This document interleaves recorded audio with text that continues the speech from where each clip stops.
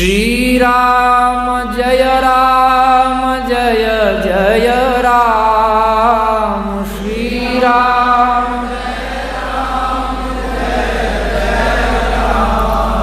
श्री राम जय जय राम। श्री राम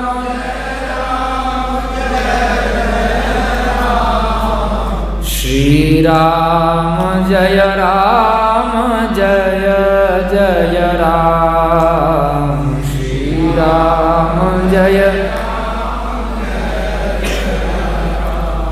श्री राम जय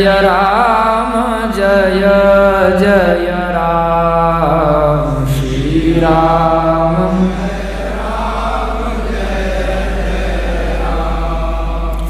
जगन्नाथ बलभद्र सुभद्रे। जगन्नाथ बलभद्र सुभद्रे।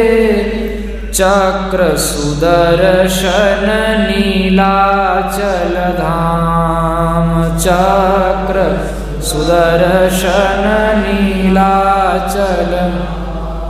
चक्र सुदर्शन नीलाचल धाम। चक्र सुदर्शन नीला। श्री राम जय जय राम।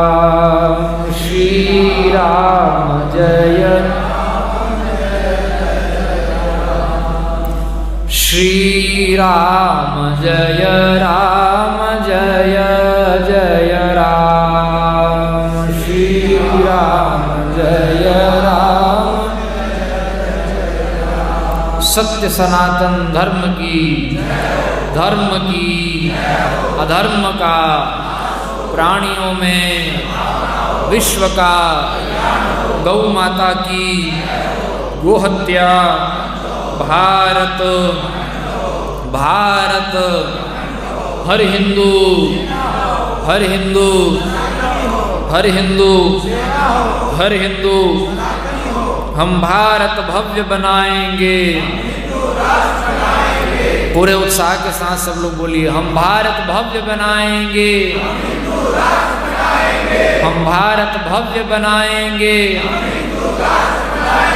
हम भारत भव्य बनाएंगे। श्री जगन्नाथ महाप्रभु की, श्री बलभद्र महाप्रभु की, भगवती सुभद्रा देवी की, चक्रराज सुदर्शन भगवान की, श्री गोवर्धननाथ की, भगवती विमला माता की, भगवती कमला माता की, श्रीमद् जगद्गुरु शंकराचार्य भगवान की, धर्म सम्राट स्वामी श्री करपात्री जी महाराज की, गोवर्धन मठपुरी पीठाधीश्वर श्रीमद् जगद्गुरु शंकराचार्य भगवान की, श्री योगेश्वर कृष्णचंद्र भगवान की, श्री कुरुक्षेत्र तीर्थ की। नमः पार्वती पते हर हर महादेव। नारायण नारायण नारायण। समुपस्थित समादरणीय यतिवृंद, संत वृंद, विद्वत वृंद, भक्त वृंद एवं भक्तिमती मातृशक्ति,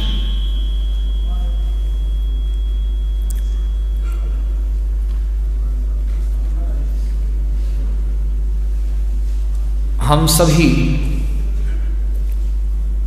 परम सौभाग्यशाली हैं जो हम सबों को पवित्र भारत भूमि में सनातन धर्म में समुत्पन्न माता पिता के गर्भ से मनुष्य का शरीर प्राप्त हुआ है।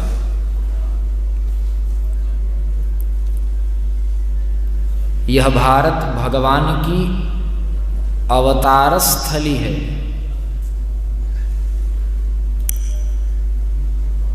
यहीं 6 ऋतुएं हैं। हर ऋतु में होने वाले अन्न केवल भारत में है। विविध ऋतुओं में अन्नौषधियों को जन्म देने वाली विविध भूमि, विविध प्रकार की मिट्टी केवल भारत में।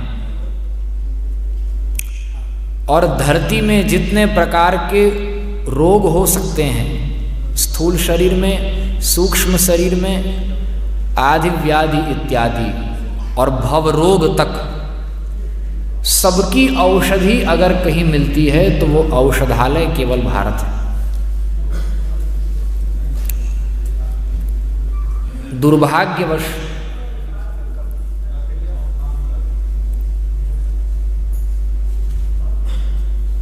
इस भारत भूमि में म्लेच्छों का शासन हुआ, विधर्मी अंग्रेजों का शासन हुआ और वर्तमान समय में हमारी प्रशासनिक व्यवस्थाएं, शासनिक व्यवस्थाएं सनातन धर्म के अनुरूप नहीं रह गई।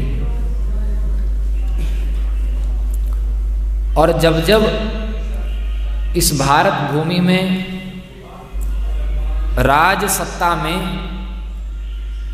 शास्त्र के विरुद्ध आचरण करने वालों का कब्जा होता है, दुर्भाग्यवश सैकड़ों वर्षों से यह भारत की भूमि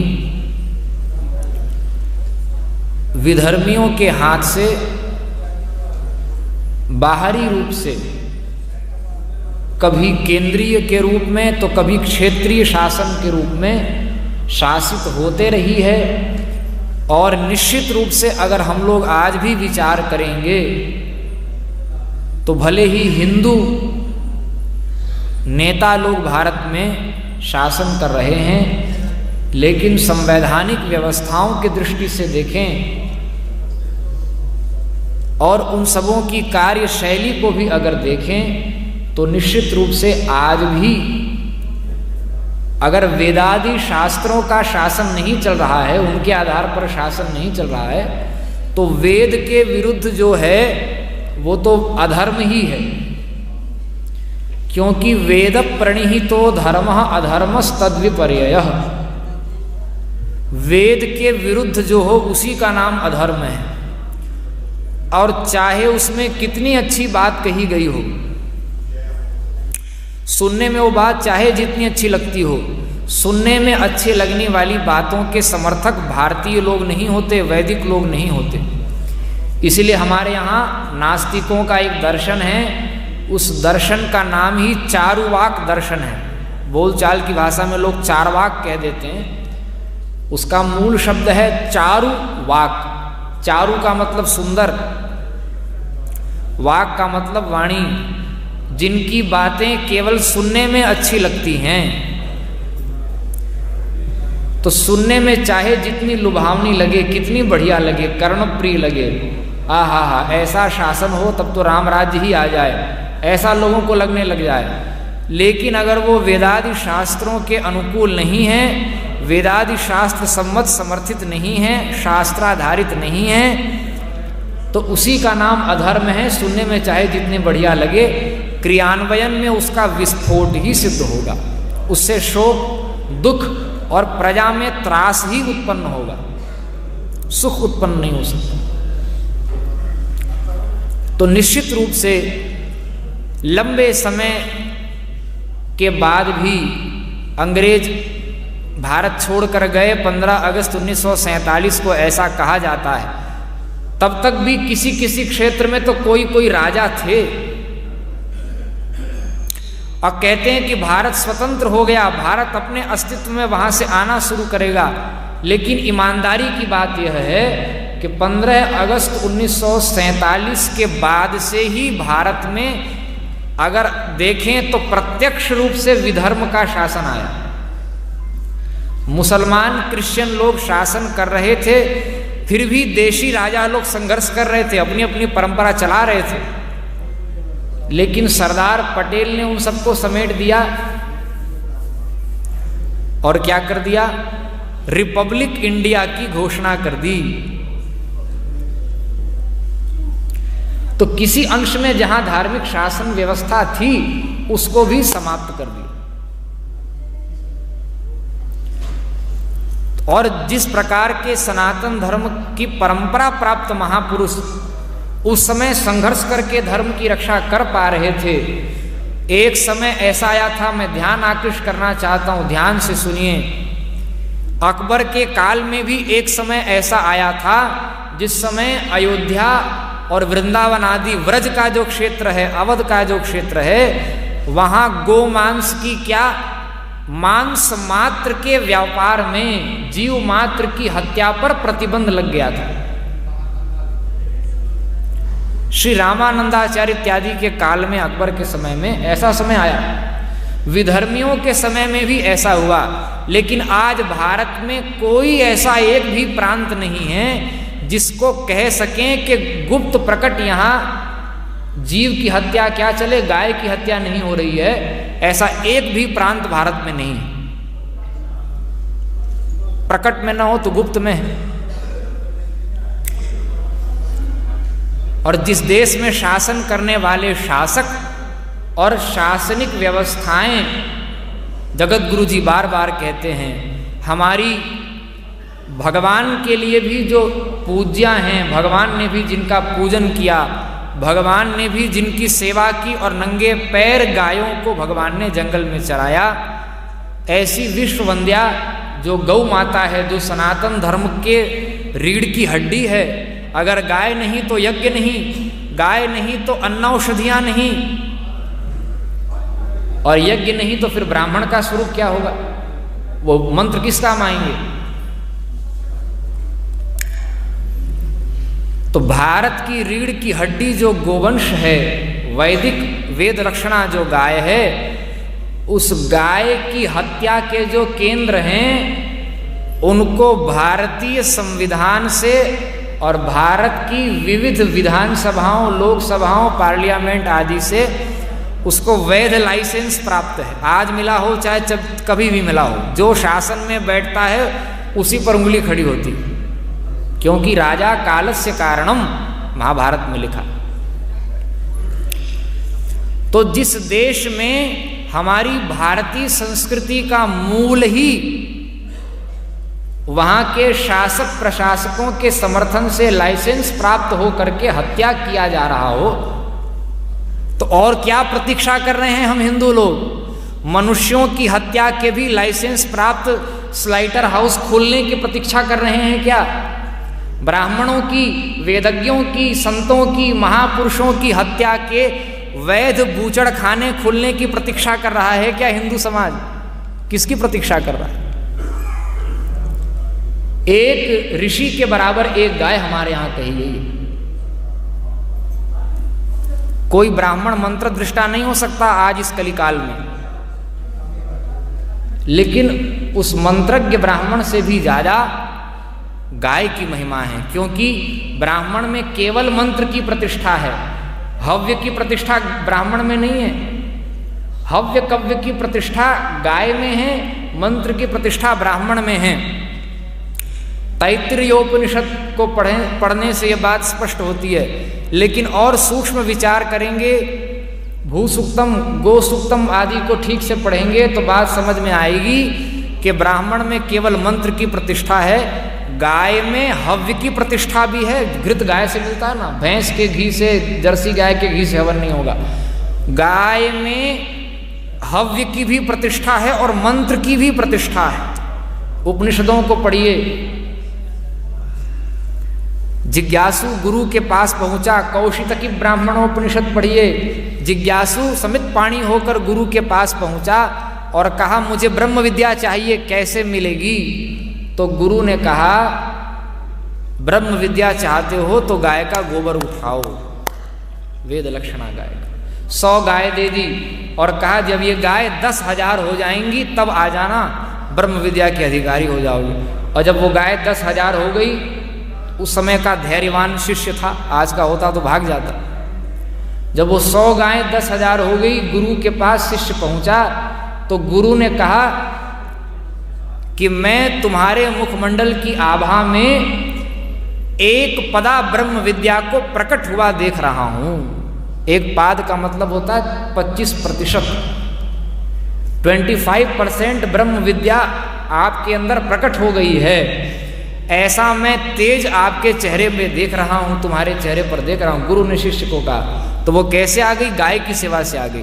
कहा और कैसे आएगी? तो कहा इन्हीं गाय की सेवा करते रहो, यही गाय कामधेनु हैं। अंत में उन गायों के बीच से एक गाय प्रकट हुई, साक्षात कामधेनु, और उसने 25% ब्रह्म विद्या का उपदेश किया। फिर गाय ने किया और गाय से पूछा और कैसे आएगी? 2 पाद जो बताए, तो कहा एक पाद, अब जो मेरा दुग्ध दूर है हो, उससे अग्नि का स्तवन करो, अग्नि का यजन करो। तो अग्नि प्रकट हो गए, गाय के घृत से यजन करने पर अग्नि प्रकट हुए, तो उसमें भी गाय की महिमा हुई। अग्नि ने प्रकट हो करके एक पदार्थ और ब्रह्म विद्या का उपदेश कर दिया, 75% आ गई। और एक अंतिम पाद का उपदेश गुरु ने किया। तो सोचिए, गाय के अंदर मंत्र की प्रतिष्ठा है। और पृथु का चरित्र श्रीमद् भागवत में पढ़ेंगे 4थे स्कंद में, तो कपिल आदि ऋषियों ने सांख्य आदि दर्शनों को, वेदांत आदि दर्शनों को, वेद को व्यास जी ने गाय के थनों से दुहा, जो सब लुप्त हो गए थे। तो गाय में मंत्र की प्रतिष्ठा है और गाय में हव्य की प्रतिष्ठा है। भैंस के, जर्सी गाय के और गधी के दूध से हवन होगा क्या? वो गाय सुरक्षित नहीं। हमारे सभी मठ मंदिर, प्रायः लाखों की संख्या में हमारे मठ मंदिर भारत में शासन तंत्र के कब्जे में हैं। और आप लोगों को एक आश्चर्यचकित करने वाली बात मैं बताता हूँ, गुप्तचर विभाग अगर यहाँ हो तो वो भी सावधान रहे। भारत की जो कुल जीडीपी आती है वर्ष भर की, ध्यान से सुनिए, भारत की जो कुल जीडीपी वर्ष भर की आती है, उस कुल जीडीपी में 5 से 7% हिस्सा हिंदू मंदिरों से आने वाली आमदनी है। और भारत की कुल जीडीपी का 5% कितना होता है मालूम है? युवकों को पता होना चाहिए। दुनिया के 150 से ज़्यादा देश ऐसे हैं, दुनिया के 150 देशों की कुल जीडीपी जितनी होती है साल भर की, उससे कहीं ज़्यादा भारत की कुल जीडीपी का 5% होता है, जो केवल हिंदू मंदिरों से आता है, जो हम आप लोग रुपए चढ़ाते हैं वहाँ।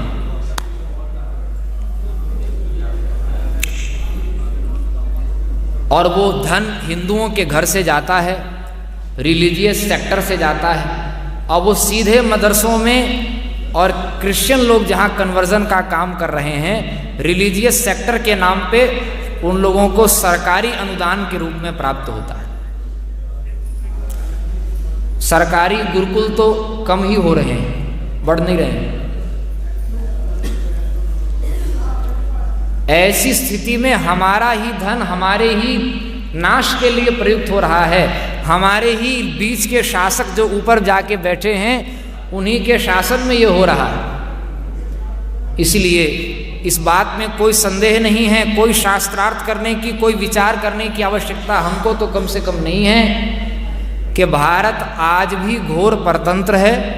और पहले मुगलों के समय में जितना ज़्यादा कठिन नहीं था आज का समय, आज तो संघर्ष करने की स्थिति भी हिंदू की नहीं रह गई। और ऐसे समय में हम सब परम सौभाग्यशाली हैं कि जिस समय में नकली विकास से मुक्त होकर के पूरा हिंदू समाज अपने धर्म को नष्ट करने में लग गया, अपनी संस्कृति को, अपने वंश की मर्यादाओं को नष्ट करने में लग गया, और घुमा फिरा कर देखें तो स्वयं को नष्ट करने में लग गया। ऐसे समय में हम लोगों को ऐसे जगत गुरु प्राप्त हैं, ऐसे शंकराचार्य प्राप्त हैं, ऐसे धर्माचार्य प्राप्त हैं, जो किसी राजनैतिक पार्टी का गुप्त या प्रकट समर्थन न करते हुए, प्रचार न करते हुए, अत्यंत निष्पक्षता पूर्वक वेदादि शास्त्र सम्मत हमारी सनातन परंपरा की रक्षा की आवाज़ लगा रहे हैं। ये हिंदुओं का सौभाग्य है। मैं ये बात हमेशा कहता हूँ, ऐसा अंधाधुंध विकास के नाम पर विनाश का युग आया कि गौरैया चिड़िया दिखना बंद हो गई।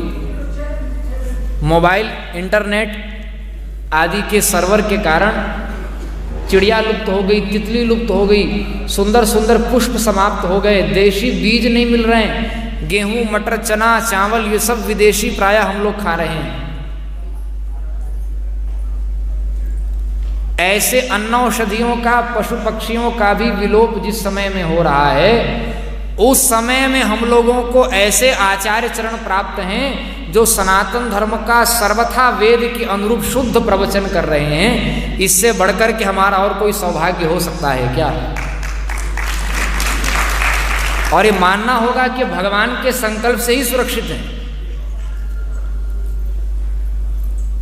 केवल अपने आलस्य और अहंकार को दूर करके हमारा वैदिक हिंदू जो समाज है, भारत में एक बहुत बड़ा संगठन है, एक बहुत बड़ा संघ है, विश्व स्तर पर उनके लोग काम करते हैं। उनके एक जो प्रमुख व्यक्ति हैं, संघ चालक या जो भी समझ लीजिए, उस संगठन के जो प्रमुख हैं, वे जगन्नाथपुरी में आए और देव मंदिरों का दर्शन हम ही करा रहे थे उनको, उनके साथ में थे। तो वहाँ हिंदू राष्ट्र की बात हो गई चलते चलते। तो ध्यान से सुनिए इस बात को, हम सब हिंदू राष्ट्र महाधिवेशन में हैं। उस संघ के जो प्रमुख व्यक्ति थे, उस संस्था का नाम हम नहीं ले रहे हैं, और उस संस्था के कई नाम हैं भारत में, अलग अलग शाखाएं हैं, युवकों के लिए अलग हैं और उनके कई प्रभेद हैं। बहुत अच्छा है, सब हमारे हैं, सब तो सनातनी हैं घुमा फिरा कर। लेकिन हम एक बात कह रहे हैं, जब हिंदू राष्ट्र की बात चलते चलते हुई तो उन महानुभाव ने कहा कि हमारे संघ की मानसिकता, हमारे संगठन की विचारधारा तो परंपरा से यह है कि भारत तो हिंदू राष्ट्र है ही, केवल लोगों को, हिंदुओं को अनुभूति कराने की आवश्यकता है कि भारत हिंदू राष्ट्र है, केवल इतनी बात है, ऐसा उन्होंने कहा। तो हमारे मन में भाव आया, हमने उनसे कहा कि भाई देखो, आप कह रहे हो कि भारत हिंदू राष्ट्र है, केवल अनुभूति कराने की आवश्यकता है। हमारी समझ से यह बात इसी प्रकार है जिस प्रकार एक सप्ताह से कोई अनशन व्रत कर रहा हो, भूखा हो, प्यासा हो, कुछ खाने पीने को न मिला हो, और उस व्यक्ति को कोई बहुत बुद्धिमान उपदेशक पहुंच जाए उसके पास, उर्दू में कहें तो कोई आकिल, कोई बुद्धि का खां उसके पास पहुंच जाए और उसको दाना पानी न देवे, भोजन न देवे, 7 दिन का भूखा, उसको भोजन न दे करके उसको कोई बुद्धिमान व्यक्ति यह उपदेश देने लग जाए कि भाई भोजन तो हमने किया ही है, पेट हमारा भरा ही है, हम तृप्त ही हैं, केवल इसकी अनुभूति करने की आवश्यकता है कि हमने भोजन पा लिया। तो बोलिए, इस शाब्दिक ज्ञान से, इस शाब्दिक विषय की उपलब्धि उसको होगी क्या? भोजन की उपलब्धि उसको होगी क्या इस शाब्दिक ज्ञान से? जिस देश में सूर्य निकलने से पहले लाखों की संख्या में गायें रोज कट जाती हैं, जहां हमारे मठ मंदिर, हमारा धन सरकार के पास और वहां से विधर्मियों के पोषण में चला जाता है, जहां ऐसे ऐसे परिषद बने हुए हैं, जहां ऐसी ऐसी संस्थाएं बनी हुई हैं जो हमारे धर्माचार्यों की पीठों को कमजोर करने के लिए दिन रात काम कर रही हैं, जहां दिन रात धर्मच्युति, जिसको लोग धर्मांतरण बोल रहे हैं, वो खुलेआम चल रहा है, और हिंदू कहे जाने वाले शासक उस पर प्रतिबंध नहीं लगा पा रहे हैं, उनको दंडित नहीं कर पा रहे हैं। भारत की बेटियां जहां दिन दहाड़े काटी जा रही हैं, तो ऐसा कौन सा लक्षण हम समझें कि भारत स्वतंत्र है और भारत हिंदू राष्ट्र है? बताइए, कोई लक्षण नहीं। इसलिए हम सब परम सौभाग्यशाली हैं, भटकाने वाले, बहकाने वाले इनके बातों में न आते हुए हमारे सर्वमान्य आचार्य चरण जो अत्यंत निरावरण सत्य को सहिष्णुता की सीमा में बांधकर हम लोगों को सुना रहे हैं, जगा रहे हैं।